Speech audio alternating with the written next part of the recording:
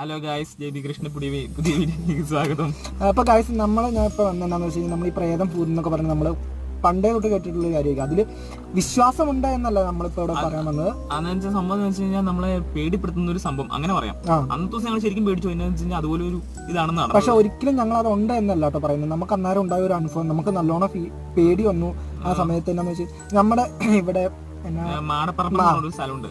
ആ സ്ഥലം ഒരുമാതിരി ഒരു ഇരുണ്ട് കൂടിയ ഒരു സ്ഥലം. പണ്ടേ തൊട്ട് അതിനെ കുറിച്ച് കുറെ അധികം കാര്യങ്ങളൊക്കെ കേൾക്കുന്നുണ്ട്. പക്ഷെ എങ്ങനെയാണ് പണ്ടിരുന്ന സ്ഥലം അതേപോലെ തന്നെയാണ് കുറെ മരണങ്ങളും കാര്യങ്ങളൊക്കെ അവിടെ നടന്നിട്ടുണ്ടെന്നാണ് പറയുന്നത്. നമ്മള് അതുപോലെ നമ്മൾ വലിയ കാര്യമാക്കിയിട്ടില്ല.